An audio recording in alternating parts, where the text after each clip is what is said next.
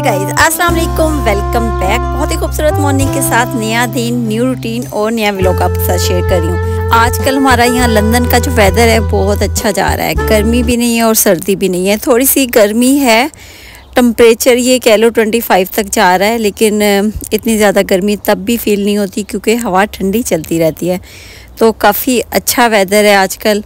और इसके अलावा ईद गुज़री है, तो ईद के व्लॉग्स तो मैं नहीं बना सकी, लेकिन मैंने ईद का टूर जो किया था वो मैंने आप लोगों के साथ शेयर किया है। मैंने टूर किया था फेस्टिवल, जो ईद फेस्टिवल हुए थे 2 दिन, तो वहाँ पर मैं गई थी, वो मैंने आप लोगों के साथ शेयर किए, तो आप लोग ज़रूर देखिएगा। तो ये जो वीडियो मैं आपके साथ शेयर कर रही हूँ, इसमें कुछ क्लिप्स हैं वो पहले के हैं।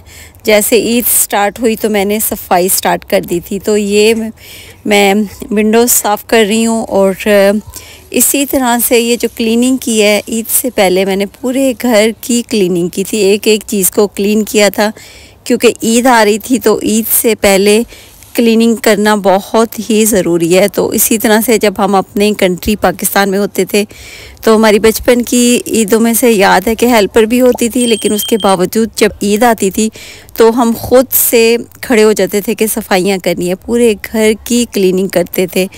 तो आज भी मैं वैसे ही करती हूँ, पूरे घर की क्लीनिंग करती हूँ, विंडो क्लीन, बेडशीट नहीं बिछाना और हर चीज़ को क्लीन करके रखना। तो ये मेरा थोड़ा सा मैंने आप लोगों के साथ शेयर किया है कि मैं इस तरह से पूरे घर को क्लीन करती हूँ। तो ये ईद से एक दिन पहले की क्लीनिंग की सफाई की मैं आपके साथ वीडियो शेयर कर रही हूँ।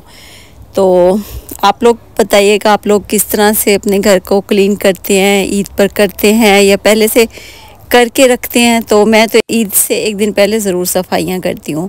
अच्छा, मेरा जो घर है वो रोड के ऊपर है, बिल्कुल ट्रैफिक का बहुत ज़्यादा गुज़र होता है, लेकिन ये कि मिट्टी फिर बिल्कुल नहीं आती है, इतनी मिट्टी यहाँ पर होती ही नहीं है। बस ये कि जो रूमें होते हैं ना वो थोड़े से जमा हो जाते हैं, अदरवाइज़ तो ना भी आप एवरीडे क्लीनिंग करो, डस्टिंग करो तो चलता है, लेकिन ये कि करनी पड़ती है, 3-4 दिन बाद तो मस्ट करनी पड़ती है।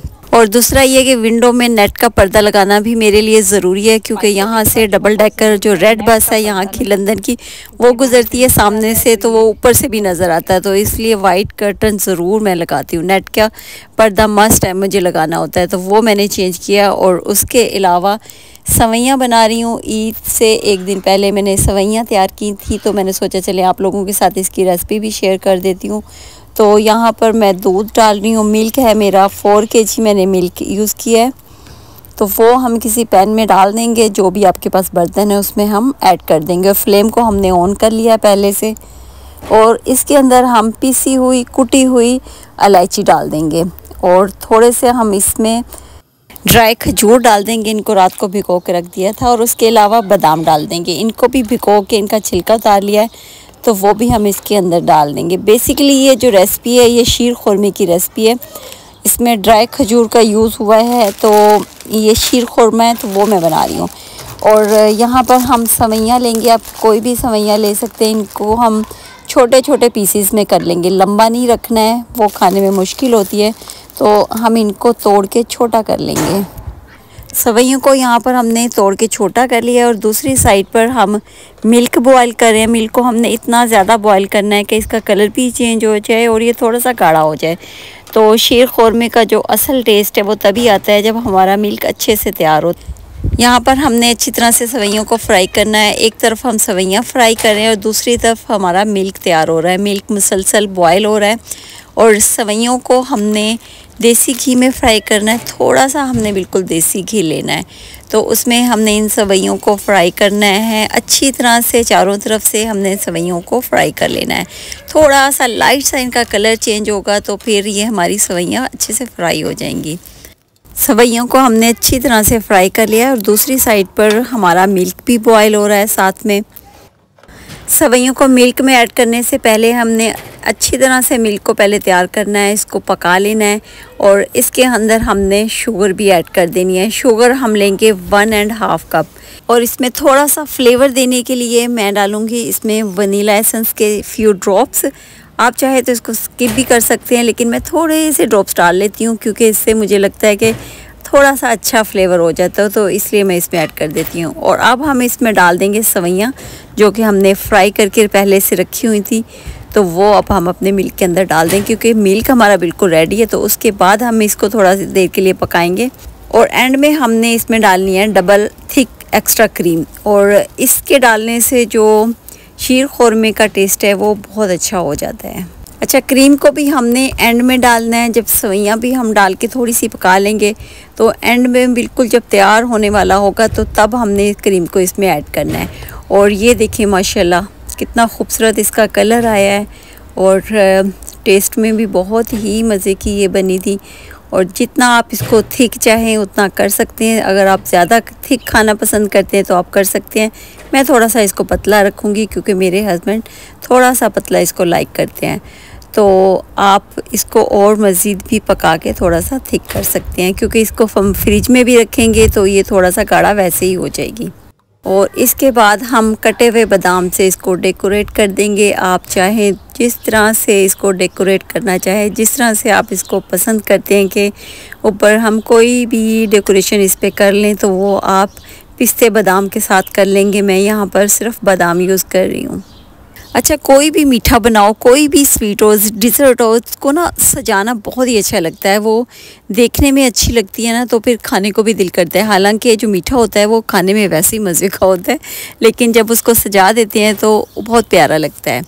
तो आप जिस तरह भी चाहें अपनी सवैयों को, अपनी खीर को, या जो भी आपने मीठा बनाया है, तो आप उसको डेकोरेट करें तो बहुत अच्छा लगता है। और अगर हम बाहर जाते हैं तो मिठाई की शॉप पर आप देखें, हर एक जो मिठाई है वो किस तरह से डेकोरेट हुई होती है। तो वो देखने में इतनी अच्छी लग रही होती है, तो जायके में तो होती ही अच्छी है, लेकिन वो देखने में बहुत खूबसूरत लगती है। और केक देखें, केक कितने खूबसूरत अंदाज से डेकोरेट किए होते हैं, तो वो इतने अच्छे लगते हैं। और खाने में ऑब्वियसली केक भी बहुत ही मज़े के होते हैं, लेकिन डेकोरेशन पर ख़ुसूसी तवज्जो दी जाती है। डेकोरेट की हुई चीज़ वैसे ही आँखों को अच्छी लगती है, तो फिर खाने में भी वो मज़े की लगेगी। ईद की रात को ही मैंने शीर खुरमा तैयार करके फ्रिज में रख दिया था, और ईद वाले दिन फिर हम लोगों ने शीर खुरमा इस्तेमाल किया था। और कौन मेहंदी मंगवाई थी तो वो हम लोगों ने लगाई हाथ पर। और ये ईद का तीसरा दिन है, तीसरा दिन स्टार्ट हो गया है। और आज के दिन थी फैमिली फ्रेंड्स हैं, उनकी दावत की हुई थी, तो वो लोग इन्वाइटेड थे हमारे घर। तो उसके लिए मैंने बनाया था चिकन टिक्का बोटी बनाई थी, और उसके अलावा बनाया था मिर्ची कीमा मसाला बनाया था। और ये मैंने थोड़े से क्लिप लिए हैं। बहुत मुश्किल हो जाता है कि मैं पूरी वीडियो बना सकूं, क्योंकि मुझे ही कुकिंग करनी होती है और मुझे ही सब चीज़ें देखनी होती हैं, तो बहुत मुश्किल हो जाता है। इसलिए मैंने जल्दी से ये थोड़े से क्लिप बना लिए थे कि मैं आप लोगों के साथ व्लॉग में शेयर कर सकूं। अदरवाइज़ तो मौका ही नहीं मिलता कि मैं वीडियो बना सकूं, क्योंकि सब काम मुझे अकेले ही करना पड़ता है, तो हर चीज़ मैनेज करने में बहुत मुश्किल हो जाती है। यहाँ पर मैंने चिकन टिक्का बोटी बनाया हुआ है, तो इसकी मैंने रेसिपी अपने चैनल पर पहले से दी हुई है, तो उसका लिंक मैं डिस्क्रिप्शन में दे दूँगी, आप लोग ज़रूर देखिएगा। बहुत मज़े की बनती है, और जब कोई गेस्ट आया हो तो इस तरह से रखी हुई बहुत अच्छी लगती है। तो चिकन टिक्का बोटी बनाई हुई थी, मिर्ची कीमा बनाया हुआ था, और उसके अलावा मैंने बनाया हुआ था चिकन रोस्ट। लेग पीस थे, उनको मैंने रोस्ट कर लिया था। सैलेड बनाई हुई थी, और चिकन कढ़ाई बनाई थी, और मीठा था। मीठा तो ऑलरेडी पहले से बना हुआ था, तो ये चीज़ें फिर मैंने बना ली थी। और ईद का मौका था, और ईद का तीसरा दिन था, और जब कोई इस तरह से आता है तो बहुत ज़्यादा खुशी होती है। तो हम लोगों की ईद बहुत अच्छी गुजरती है जब कोई भी आ जाए। वैसे तो यहाँ पर बहुत ज़्यादा एक दूसरे के घर आना जाना नहीं होता, हर कोई अपने घर में ईद मना रहा होता है या फेस्टिवल पर जाते हैं। फेस्टिवल की मैंने वीडियो शेयर की, आप लोग ज़रूर देखिएगा। उसमें इतने ज़्यादा लोग आए हुए थे, मेरी तवक्को से ज़्यादा लोग आए हुए थे, क्योंकि उससे पहले 1 मंथ से तकरीबन एवरीडे बारिश ही हो रही थी और मौसम काफ़ी ज़्यादा ठंडा था। लेकिन जिस दिन ईद का दिन आया उस दिन इतना अच्छा मौसम था, धूप भी निकली थी, और उसके अलावा टेम्परेचर भी बहुत ज़्यादा ठंडा नहीं था, बहुत अच्छा वेदर था। तो सब लोग बहुत ज़्यादा आए हुए थे। हालांकि जब मैं फेस्टिवल पर गई तो मैं शाम के 6 o'clock गई थी, बहुत लेट हो गई थी मैं। तो उस वक्त भी इतने ज़्यादा लोग वहाँ पर आए हुए थे, और ईद के सेकंड डे भी इतने ज़्यादा लोग वहाँ पर जमा थे, आए हुए थे। और थर्ड डे मैं नहीं गई, लेकिन सुना है कि वहाँ पर लोग बहुत ज़्यादा आते हैं, तीनों दिन लोगों का रश बहुत ज़्यादा होता है क्योंकि यहाँ पर वेदर बहुत अच्छा था। जब वेदर अच्छा हो तो फिर बहुत ज़्यादा लोग निकलते हैं।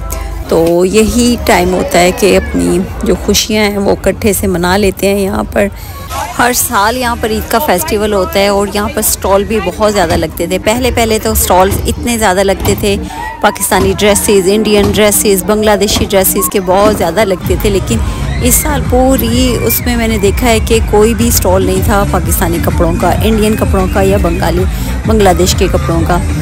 बहुत लोगों ने छोड़ दिया है लगाना, आई थिंक महंगाई की वजह से या जो भी रीज़न है, लेकिन लोगों ने अब स्टॉल लगाना छोड़ दिए हैं। सिर्फ स्टॉल जो लगे हुए थे वो खाने पीने की चीज़ों के थे।